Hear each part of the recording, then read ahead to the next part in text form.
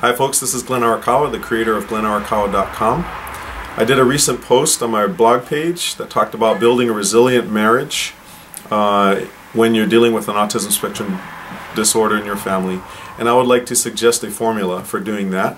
And what I do is I use an acronym that spells out the word FAITH, F-A-I-T-H.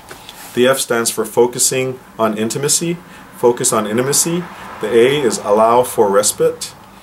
The I is interacting with a supportive community. The T is to take time alone together. The H stands for having healthy boundaries in your relationship. Now, first of all, we look at focus on intimacy. Focusing on intimacy has to do with spending time daily as well as spending time weekly where you're focusing on each other and the relationship. Let me give you an example. My wife and I like to do this every single day. Is we like to take at least 15 minutes of our day. I know we're all busy, we all have different schedules and hectic lives, but we like to take about 15 minutes every day to spend time talking about our feelings, about our dreams, about our desires, about things that have hurt us, things that we're looking forward to, and all kinds of things that really center around how we feel and what we want to accomplish in our lives and the dreams that we have. That's about building intimacy, and daily, and it's something that we need to do on a daily basis, because a relationship is either growing and growing deeper and stronger, or it's kind of dissipating and fading away and becoming less intimate. And so you really have to keep working on intimacy and building that in your marriage. The other thing is either weekly, or you want to do it however you want to schedule it, is a date night.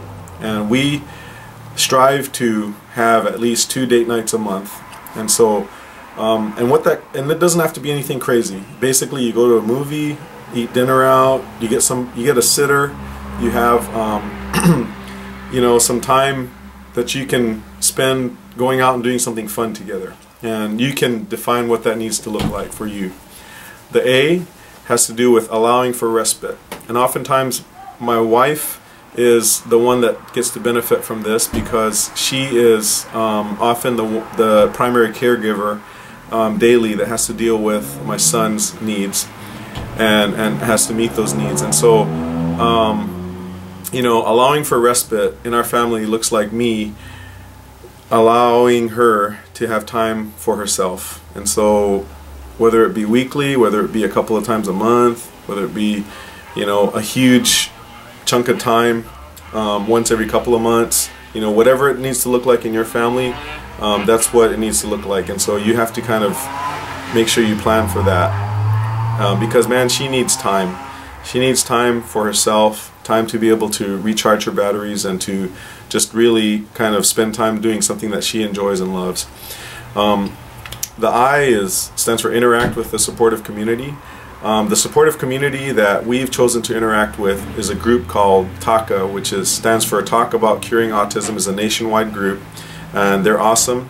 Every state, I believe, has a local chapter. And so if you want to get involved in a group that's going to support you and help you in your son or daughter's recovery from autism, you definitely want to get hooked up with TACA, and they're on the web, so you can find them www.taca.org, and you can check out what it is that they have to offer.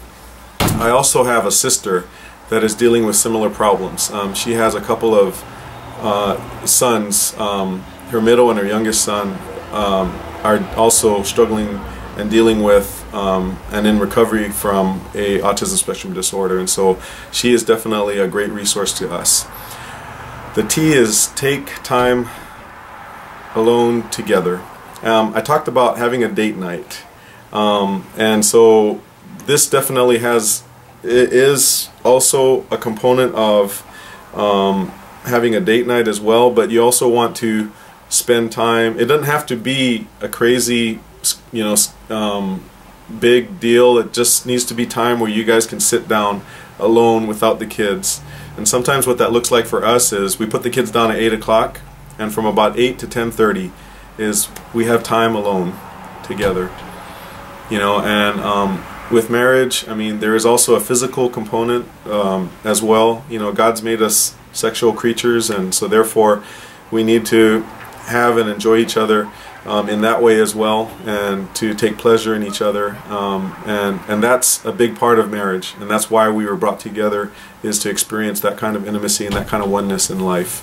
And it is an awesome thing when you spend time and you do it the way that He intended for us to enjoy it.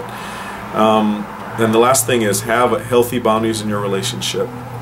Now, it's really complicated in a marriage relationship or any intimate relationship that you have, because you know, we get to the point where we expect the other person to be clairvoyant and to totally know exactly what it is that we need, when we need it, and to interact and to behave in the way that we feel like they should interact.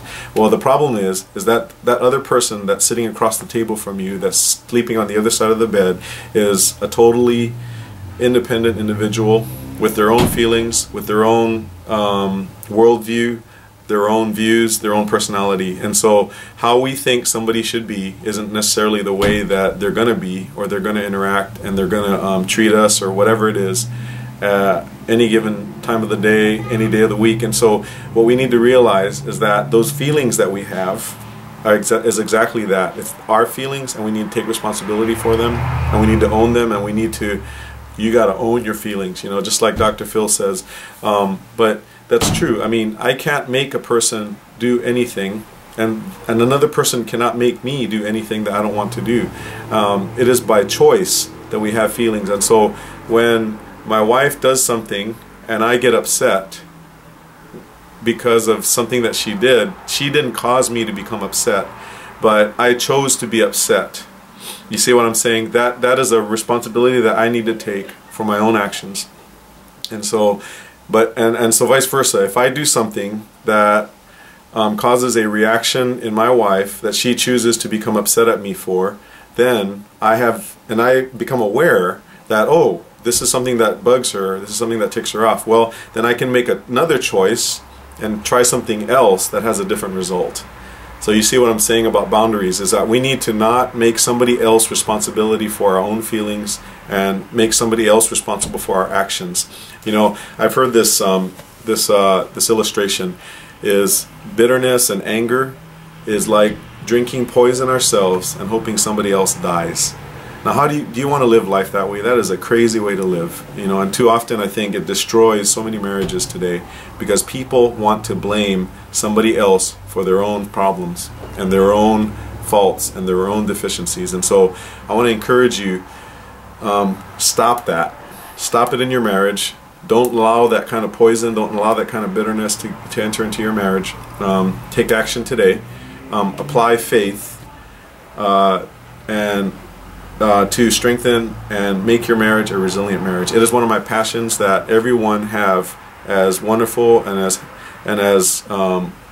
awesome a marriage that I do, and it is one of my passions to see the divorce rate eventually, you know, to lower the divorce rate that we see, especially among people that are struggling in the autism community. And so I want to encourage you today.